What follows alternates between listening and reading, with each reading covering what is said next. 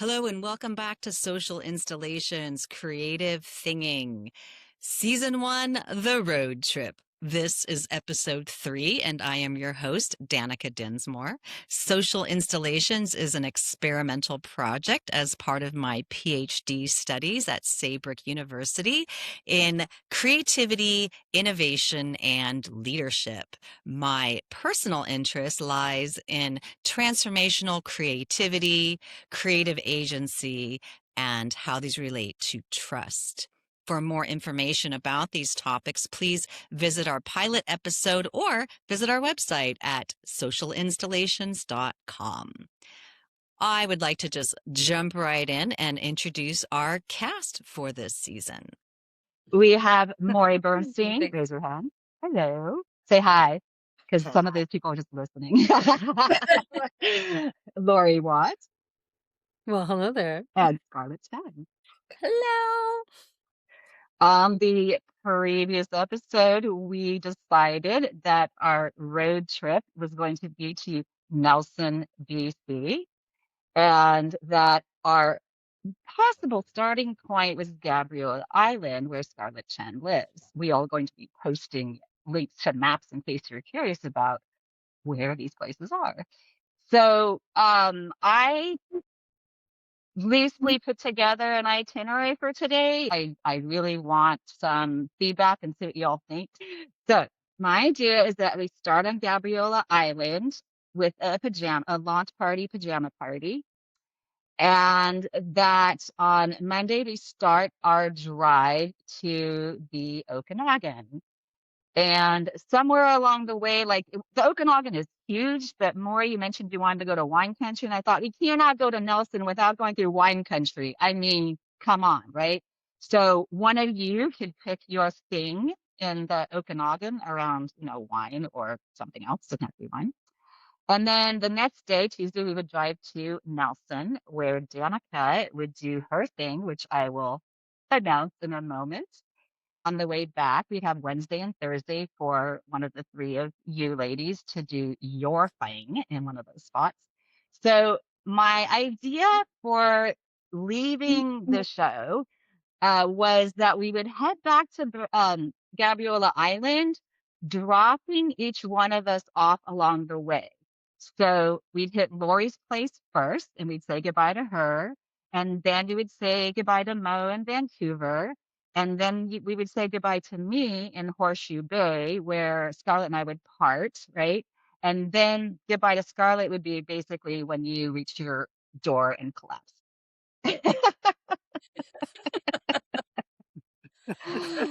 So feedback, thoughts, ideas, additions, deviations. I like that Nelson's sort of the end of the road, but it's not all downhill after we leave Nelson. There's still stuff to look forward to on the way back. Yeah, we don't want to be a downer on the way back. I know when we talked about this last time, there was a couple of ideas that sparked for me because there's 2 potential areas we could stop in. I don't know if you want me to talk about them now. You can tell us where you want to stop, but just don't tell us your thing yet. Oh, okay. Okay. So I would like to stop in Nakusp. I don't even know where that is. It's close to Kaslo. If you're familiar with Kaslo, they have a jazz festival every summer, and I have a very wonderful memory of attending a jazz festival there. I actually went up and looked it up, and the dates are the end of July. They are end of July, beginning of August. So. Not my thing, though. I still want to do my thing. Oh, okay, not your thing. Not my thing. You only get one thing, Lori. No, I can just tell you about things. I'm kidding. You know, I always have 10 things on the go. You do. You are the spinniest, the plate spinniest person I know. Plates of plates. Oh dear. I don't know what to say about that. Okay. So we'll put a pin in that for a stop in that area in the cusp. Okay. Yep. Okay. Are you all okay with me taking Nelson? Yes. Okay. Mm-hmm. Okay. Can I also pick Nelson? Of other things to do. We could spend 2 days in Nelson. I mean, Yeah. that's fine. I mean, my thing probably doesn't take that long.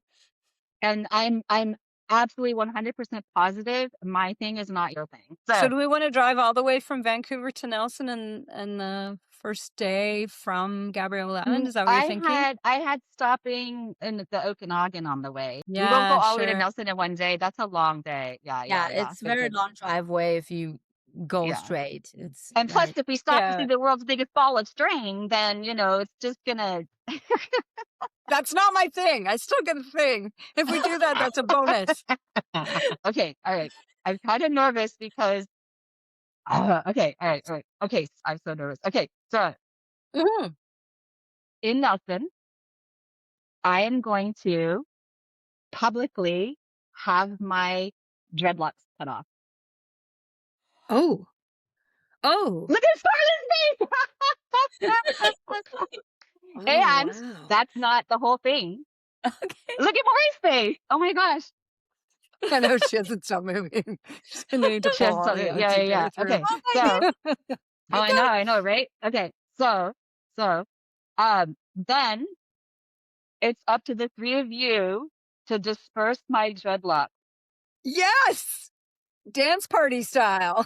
to people. They could be a flotilla on the water. I'm guessing they're organic, right? So, Yeah. yeah. So, the reason for this is for a lot of things. One, I have had so many different hairstyles in my life: short, long, braided, locked, purple, red, bleached. All kinds of stuff. So it's not like unusual for me to change my hairstyle. But I have been. Oh my gosh, I don't think I can get through this without crying. Mm. I have been in a state of limbo. The viewers probably do not know that for the better part of 5 years, I was caring for my mom until she passed away. Part of that time was during COVID, and this was my COVID due. I locked my hair. It was my COVID due. So my life after my mom passed away, I was, uh, I was like catatonic. 5 years of my life went by like that, and I could not step into my life where it had paused because everything and every person, everyone I was dealing with, they'd all gone to do other things. And so I didn't know what anything was for. I didn't know what my purpose was anymore. I had lost my sense of identity because it was all about caring for mom. My mom had Lewy body dementia, and my mom was an amazing, lovely, beautiful, loving, compassionate, generous human being, and I wouldn't have traded it for the world. I would do it all over again, even knowing how fucking hard. Can I swear on my show? Knowing how fucking hard course. it was, right? All the fucks. Right. So I had no idea what the hell I was going to do, and I felt completely lost for months. And then serendipitously, I can't even remember how Saybrook University popped into my feed someplace, and I clicked on it. And as soon as I saw their their PhD in humanistic psychology, creativity, innovation, and leadership, I knew. You know how you've been pulled like that before, I'm sure, where something is presented to you and your whole body just feels like it's moving into it, going, yes, yes, yes, yes, yes, this is exactly what I need. And it felt like my whole life had been funneled into this moment. And I am loving it so much. Like it just feels like I found my people, and I love to study. So that's one thing. It's about my own personal transformation and saying, okay, I'm cutting away everything that was the last 5 years and stepping into the new Danica. Um, and it'll probably be all gray. But I might dye it like something like Scarlett's got going on with her burgundy. What would you call it? Fuchsia? That's fuchsia, right? So it's a drastic thing to do. But it felt like the time was right to do it. So why did your face explode when I said that, Maury? I don't know. I guess I've gotten so used to it because it is such a big choice, and to do it so publicly is really exciting. And then also because who've you been for 6 years now, 6 years now, yeah. you've been like, ganja lady. A little stereotypical, don't you Oh think? boy. You dirty hippie. Um, so Tattoos yeah, and pole yeah, spinning. it is drastic, and oh my gosh, if I cut this off, I'm gonna lose that identity. I'm not gonna be that quirky girl with the Part of your dreadlocks doing brand. her my brand, right? It's sort of become part of my brand. And so as I'm telling this, I'm still like I put it out there now, and I really do want to do it, but I have to tell you, I'm scared. I'm scared to do this. And logically, I know I'm gonna still be me, right? Mm. But there's something about it that feels like it's just a Yeah. huge letting go of an identity. Well, and then in the spirit of what you're doing with this whole project is it offers an opportunity for the three of us to sort of like create a ritual of support around your doing this and to support you in this in some artistically fat Yeah, crunched gorgeous way. yeah. Mm. And get it documented and all of that. Hey, we could auction off my locks. What's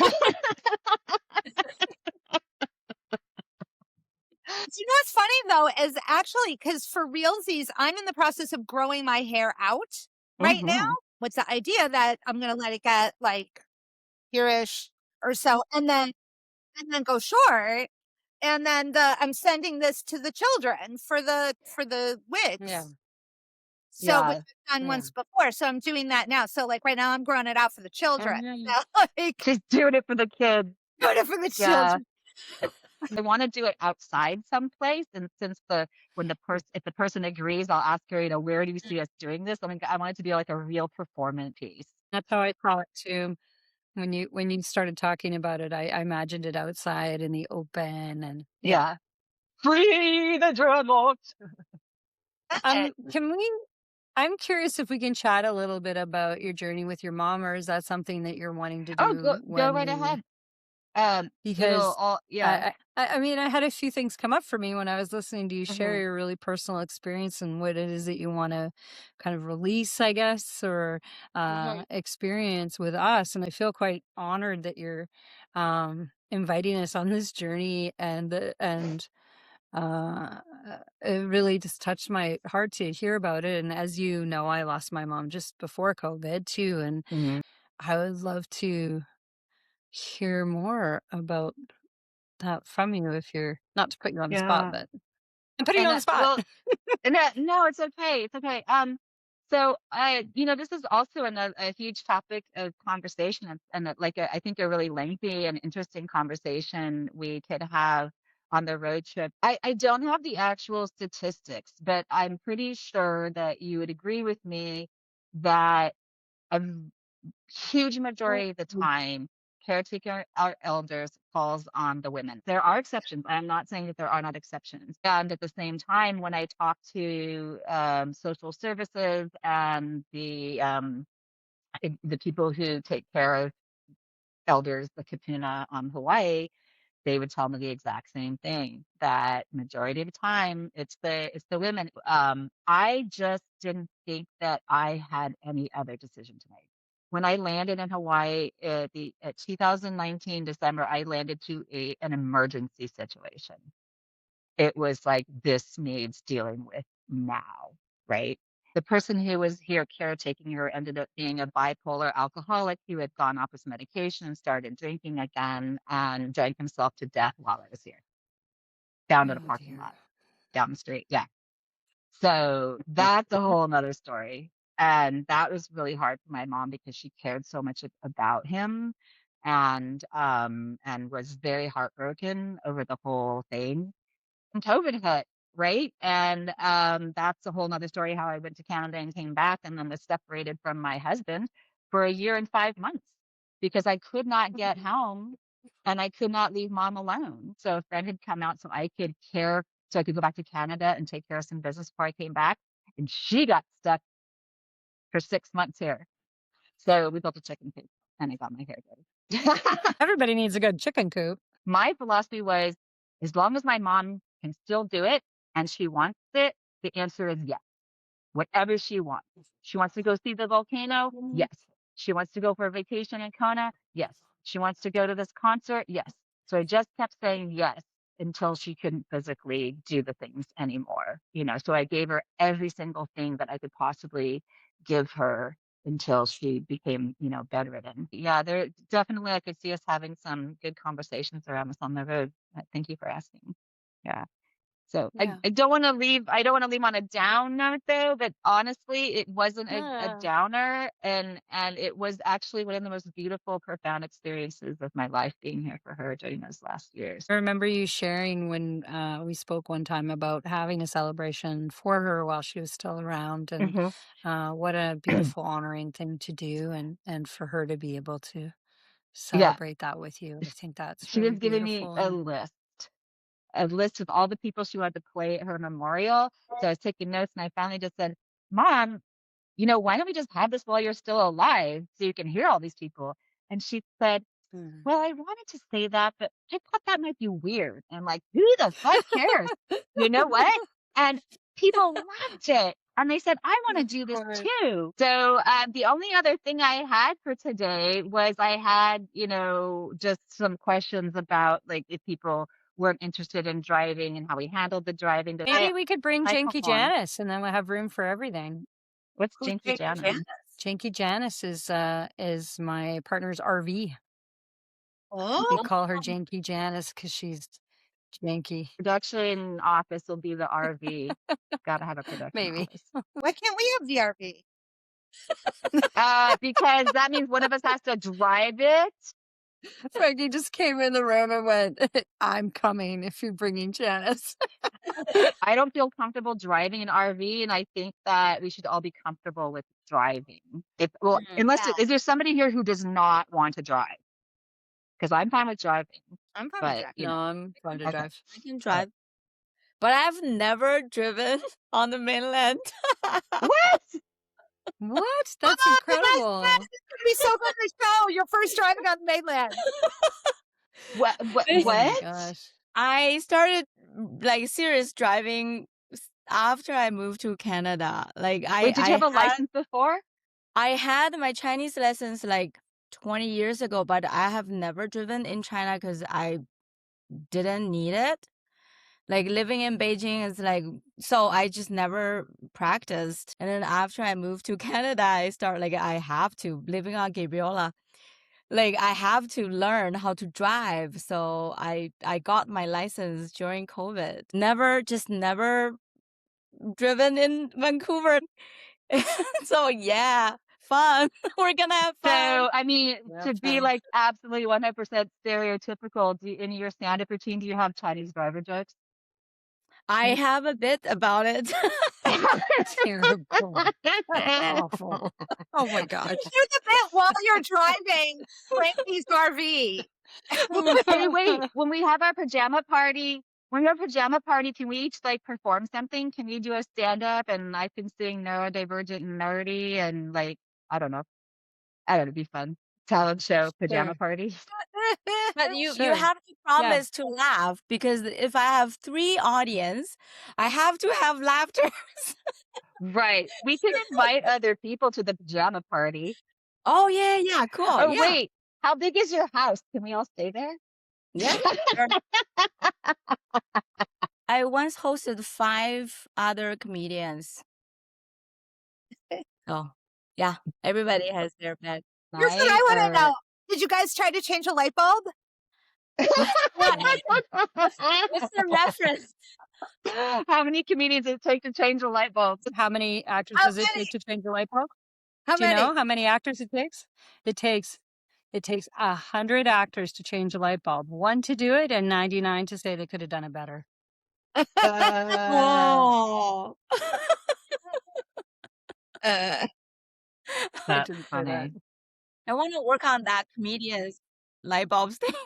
Okay, how many? Okay, let me write Work it on that one. Work on that one. that's your Okay. homework. It sounds like everyone's okay with driving, although we probably all want Scarlett to get more practice. We'll give you the straight roads. This is racist. Not me, because you just told us you don't learn how to Oh, drive. Facebook yet, Scarlett. I fell into that typical stereotype. Oh my God. No, I'm sure like being an adult new driver, you're very cautious. There we go. I'm So okay. Mary's got her helmet. what's Good. that? Is that a bike helmet? Oh, I Maurice love got a bike that. That's helmet. awesome. Yeah. That's awesome. Remember, if you do visual gags, some people might just be listening to this, so you got to explain. Moria's wearing I'm wearing my pussy helmet. it's a black bike helmet with It's kitty a- ears, her pussy helmet. Yeah. When Yeah. you're going, I I'm have going the- in. I have the exact same one.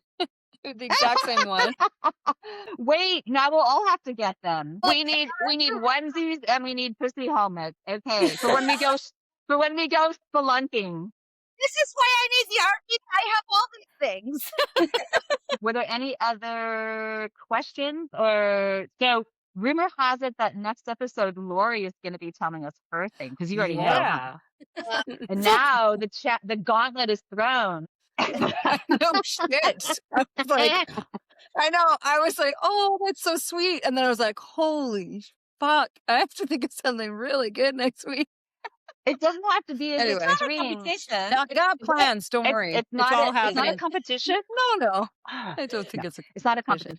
I'm just saying it's really, you've grounded this really well. And I think that that's a nice challenge to step into. So I think I'd love to hear a little bit more about the intention for the rest of us of our thing that we'll be doing. Cause it was like a very, it was touched on superficially last week in terms of the thing we're meant to create. So the thing is it's wide open with possibility except for, space and time Sure. constraints, right?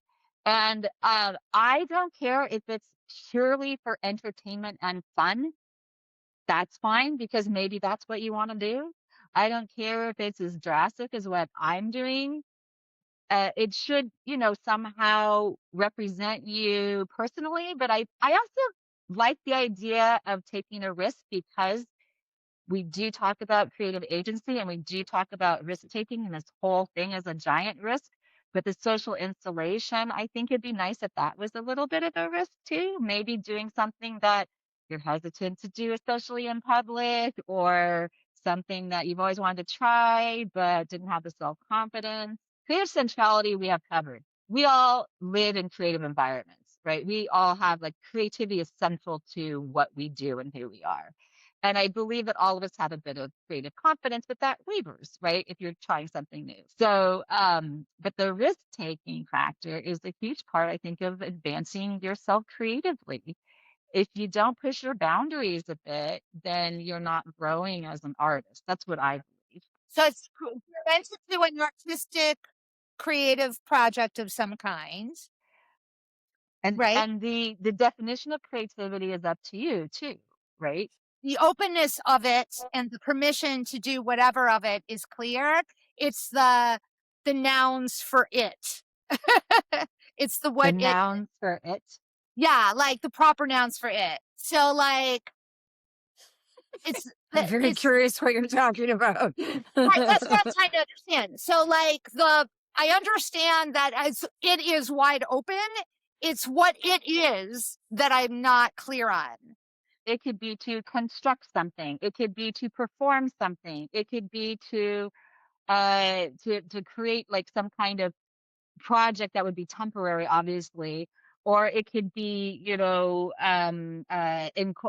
interacting with the public in interesting and amusing ways. It could be some kind of improv that we have to do. So it's a creative project that represents us, where we take a risk, and it likely involves the other three people. Yeah. Yes. Yeah. That's artistic, creative, and meaningful. Yeah. And when we say creative, it doesn't mean this is a musical thing or a dance thing or a visual art thing. Creativity comes in many ways. Like the way you distribute my locked hair, that's going to be creative, right? Okay. It's like a performance piece, really, what you decide. And it could be spontaneous-ish, allowing for spontaneity within the thing. Yeah. Yeah. No, I get that there's not going to be rehearsals and scripts.